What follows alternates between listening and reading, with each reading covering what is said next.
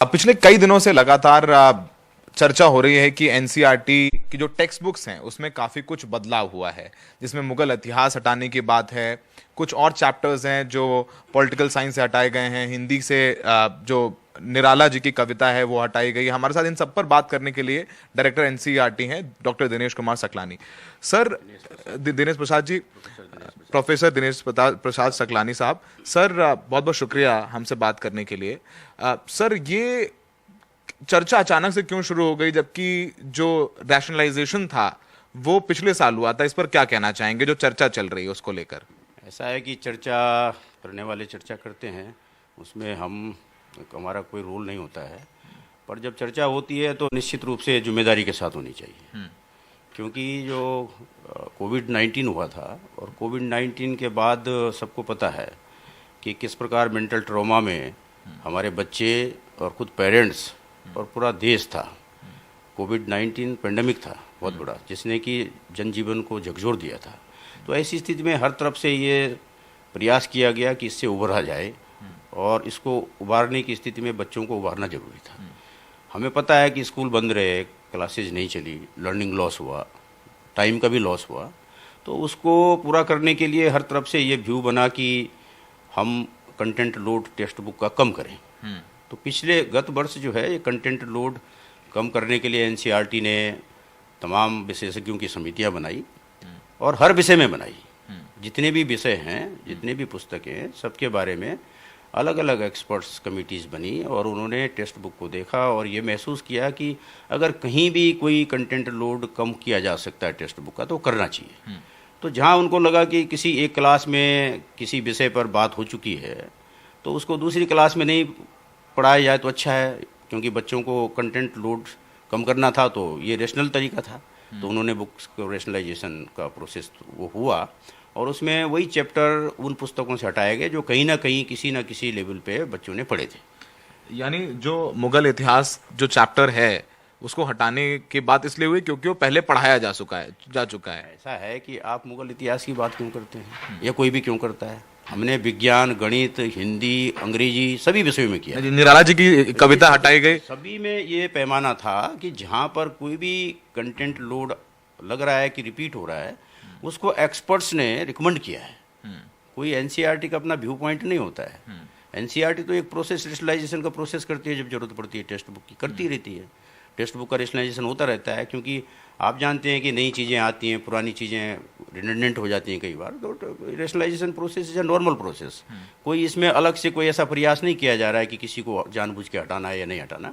तो ये तो बिल्कुल एबनॉर्मल सिचुएशन थी, पेंडेमिक की सिचुएशन। उससे समाज को उबारना था, बच्चों को उबारना था। तो सिलेबस तो चेंज नहीं हुआ। टेक्स्ट बुक में ये सिफारिशें की गई कि ठीक है, इन चैप्टर्स को अगर हटा दें तो कोई नुकसान, लर्निंग लॉस बच्चों का जो है नहीं होने वाला। तो उस आधार पे जो भी चैप्टर हटे वो एक प्रक्रिया के तहत हटाए गए, और प्रोफेशनली उसमें काम किया गया। उसमें कोई किसी प्रकार का ये मुगल पर ही एम्फेसिस देना, तो ये तो एक अननेसेसरी आर्गूमेंट है कि मुगल ही इतिहास में है क्या, और इतिहास नहीं है कुछ, सारा इतिहास है। और भी चीज़ें हटी हैं, इतिहास से ही नहीं हटी हैं। पॉलिटिकल साइंस है, सोशियोलॉजी है, इकोनॉमिक्स है, इस्लाम इन इंडिया 11th की क्लास से वो हट गया। नहीं, तो नहीं, कुछ चीजों को लेकर अक्सर ये होता है कि नहीं, कुछ चीजों को जानबूझकर हटाया गया है। वो गलत। मुझे पता है, राजनीतिक सवाल नहीं पूछ रहा हूँ आपसे सर, आप शिक्षाविद हैं, मैं इसलिए पूछ रहा। लेकिन चाहे वो बहुत सारी पॉलिटिकल पार्टीज भी हैं, इंटेलेक्चुअल्स भी हैं, वो सवाल उठाया जा रहा है कि जानबूझ करके ये सिलेबस हटाया जा रहा है ताकि लोग या हमारे नए बच्चे वो इतिहास ना पढ़ सके। ऐसा है, वो जो सवाल उठा रहे हैं उनका नजरिया है। हमने पिछले साल 3 महीने तक पूरे मीडिया को और समाज को और देश को अवगत कराया था कि ये कैसे हटा है, क्या क्या हटा है। तो ये एक छोटी सी चीज़ को लेकर के जो लोग इस प्रकार के सवाल उठाते हैं, हो सकता है उनके मन में कोई और बात हो, हमें इससे मतलब नहीं है। हम तो प्रोफेशनली काम करते हैं और शिक्षा के लिए काम करते हैं।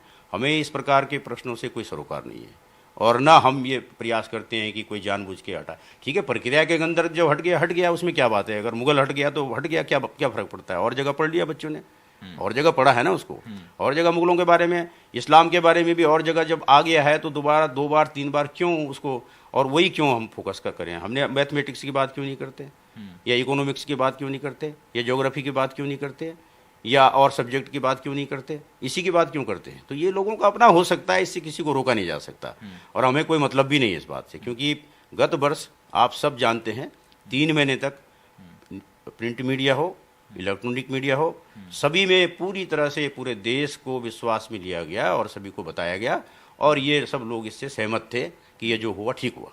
अब लोग दोबारा इसको उठा रहे हैं तो ठीक है, उनको पता होगा क्यों उठा रहे हैं, वो प्रश्न हमसे पूछने का कोई मतलब है नहीं। सर अब ये जो रैशनलाइज टेक्स्ट बुक्स हैं वो बच्चे पढ़ रहे हैं, उसी के अनुसार उसी के आधार पर इस साल की परीक्षाएं हो रही हैं। बिल्कुल यही हो रहा है, क्योंकि पिछले साल पुरानी पुस्तकें थी, पुस्तकें पहले छपी फिर स्कूल खुले, तो ये महसूस किया गया कि अब कैसे इन पुस्तकों को बच्चे इतनी कम समय में पढ़ेंगे। तो पुस्तकें छपी हुई थी, उनको बर्बाद नहीं कर सकते थे और इतनी जल्दी छाप भी नहीं सकते थे। तो फिर ये तय हुआ कि ठीक है, जो ये सिफारिश एक्सपर्ट्स कमिटीज़ ने की है उसके लिए हमने इराटा निकाला था और वो इराटा सबको दिया गया मुफ्त में, बच्चों को भी दिया गया, जो भी बुक सेलर थे सबके पास इराटा पहुंचाया गया। जिसने भी पुस्तक खरीदी उसने इराटा लिया, सीबीएसई को भी दिया गया कि ये इराटा है, इसके हिसाब से ये आप लोग पाठ्य पुस्तकों को देखें और उसी आधार पे वो जो चैप्टर उसमें अनुशंसित किए गए थे कि इनको नहीं पढ़ाना है तो वो नहीं पढ़ाए गए और उसी के आधार पे परीक्षाएं हुई हैं और आगे भी होती रहेंगी। अभी सर अब मुझे पता है आपके पास वक्त कम है, लेकिन हमारे दर्शकों को जो इस वक्त आपको देख रहे हैं उनको अगर, और वो तमाम लोग जो इस बात को लेकर के चर्चा भी कर रहे हैं जिसकी आप बात कर रहे हैं, मुगल इतिहास हटाने की बात है या इस्लाम इन इंडिया हटाने की बात है या निराला जी की कविताएं हटाने की बात है जो 12वीं कक्षा में पढ़ाई जाती थी, ये जो रैशनलाइजेशन है, जो डिसाइड होता है कि ये चैप्टर रहेगा नहीं रहेगा, इसकी कमिटी बनती है, कैसे बनती है और कैसे तय होता है? प्रक्रिया समझा दें थोड़ा सा। है ये प्रक्रिया तो हमेशा ही होती है, जहाँ भी सिलेबस बनता है, पुस्तकें बनती है, एक्सपर्ट ही बनाते हैं, ठीक है ना। कमेटी होती है जो एक्सपर्ट होते हैं विषय के, वो विश्वविद्यालय से और स्कूल से जो टीचर होते हैं वो उस विषय को जानते हैं, समझते हैं, पढ़ाते हैं, उनको पता होता है, तो उन्हीं को बुलाया जाता है। वो कमेटी अपना किताबों का परीक्षण, पुस्तकों का परीक्षण करती है, देखती है कि भाई इस समय किस तरह से हम इसको तर्कसंगत तरीके से आगे ले जा सकते हैं, तो वो करते हैं। इसमें कोई नई बात नहीं है, ये तो एनसीईआरटी में बहुत पहले भी बुक रिव्यू कमेटीज हुई हैं, आज कोई नई बात नहीं है, या पिछले साल कोई नई बात नहीं है, ये तो प्रक्रिया का मामला है, प्रक्रियागत बात है और ये प्रक्रिया के तहत ही हुआ है। इसमें कोई बहुत बड़ा किसी प्रकार का किसी तरह का भी कोई ऐसी बात नहीं है कि जिससे अलग अर्थ निकाला जाए। सर आखिरी सवाल आपसे, निदेशक के तौर पर बहुत जाहिर सी बात है, बहुत जिम्मेदार पोस्ट है आपकी। सर क्या ये कह सकते हैं कि जो टेक्स्ट बुक्स का डिसाइड हुआ है ये वो बिल्कुल किसी बिना भेदभाव के किया गया है? बिल्कुल कोई भेदभाव नहीं है और ये एक अकादमिक प्रक्रिया है, विशुद्ध रूप से अकादमिक प्रक्रिया है ये, ठीक है कि नहीं। और जिसको जो अर्थ लगाना है वो उनकी अपनी वो है, एनसीईआरटी की तरफ से किसी प्रकार का कोई भेदभाव नहीं किया जाता है और ये एक अकादमिक रूप से इस काम को किया था और एनसीईआरटी करती है, इसमें कोई उसकी बात नहीं है। एनसीईआरटी का काम ही यही है कि वो अकादमिक गतिविधियों को और छात्राओं की शिक्षा व्यवस्था के लिए जो पुस्तकें समय समय पर बननी चाहिए वो बनाते हैं, करते हैं, अभी भी बनी हैं, आगे भी बनेंगी, बनती रहेंगी, इतने सालों से ये काम चल रहा है, तो कोई एक दिन की बात तो है नहीं। और एनसीईआरटी का कोई मतलब नहीं है इस प्रकार के भेदभाव करने से, किसी से भी किसी प्रकार का कोई भेदभाव नहीं किया गया इसमें। तो आपने सुना डायरेक्टर साहब को, बिल्कुल उन्होंने अपनी बात रखी। उन्होंने कहा कि ये जो सिलेबस है वो इस साल जो परीक्षाएं हो रही हैं वो नई जो टेक्स्ट बुक जो रैशनलाइजेशन हुआ है उसके आधार पर ही हो रही हैं। ये पिछले साल एक कमेटी द्वारा डिसाइडेड था जो इम्प्लीमेंट हो चुका है, लेकिन जो सवाल पूछे जा रहे हैं उसमें सर का यही कहना है कि एनसीईआरटी किसी तरीके का कोई भेदभाव नहीं करता है। रैशनलाइजेशन सिर्फ हिस्ट्री में नहीं, मैथमेटिक्स, विज्ञान, एक सवाल अगर आप मेरा उनसे पूछ पाए, सारे सब्जेक्ट्स में हो रही। जी, मैं ये एक सवाल अगर आप उनसे पूछ पाए कि ये क्या वक्त वक्त पर ये कमेटी कब कब रिव्यू करती है, इसका कोई टाइम पीरियड है? और दूसरा, यहाँ पर उन्होंने बताया कि कुछ चीजें जो है बार बार रिपीट होती है इसलिए उन चैप्टर्स को हटाया गया है। क्या आने वाले वक्त में कुछ चैप्टर्स इंक्लूड भी किए जा सकते हैं, कुछ एड ऑन भी किया जा सकता है? हाँ सर, एक सवाल है जो स्टूडियो से है, बड़ा अच्छा सवाल है सर। ये कब कब रिव्यू होता है टेक्स्ट बुक्स का? कितना कोई पीरियड होता है? 4 साल में करना है, 3 साल में करना है, 2 साल में करना है, कब कब होता है? ये इसको पीरियड से नहीं जोड़ा जाता है कभी भी, जब महसूस किया जाता है और पब्लिक फीडबैक आती है। अब 2014 में भी तमाम पार्लियामेंट में प्रश्न उठते हैं ना, तमाम प्रतिनिधि प्रश्न उठाते हैं, लोकसभा में राज्यसभा में प्रश्न आते हैं कि ये हिस्ट्री में ये होना चाहिए, इस विषय में ये होना चाहिए, और फिर ये सतत प्रक्रिया है शिक्षा। तो देश जो है 21वीं शताब्दी में आ गया, तो हम ये कहेंगे कि पुरानी किताबें हम पढ़ाते रहेंगे?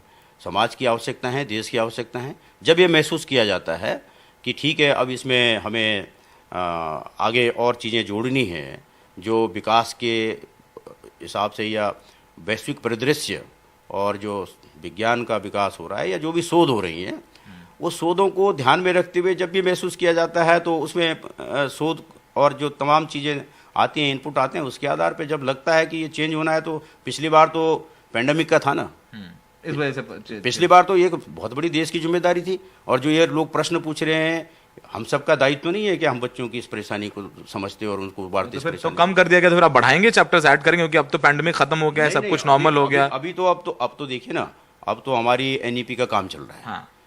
अभी नेशनल क्रेडिट फ्रेमवर्क हमारा आ रहा है, फाउंडेशनल स्टेज का आ चुका है, उसके पाठ्य उसका जो लर्निंग टीचिंग मटेरियल है वो लॉन्च हो चुका है 20 फरवरी को, जादुई पिटारे के रूप में, जो टॉय बेस्ड पेडागोजी और जॉयफुल लर्निंग जो है, जो हमारी एनईपी का मुख्य हिस्सा है, experiential learning, joyful learning, toy based pedagogy, उसके तहत वो पाठ्यक्रम बन चुका है। और बहुत जल्दी कक्षा 1 और 2 की पाठ्य पुस्तकें भी आ जाएंगी उसी हिसाब से।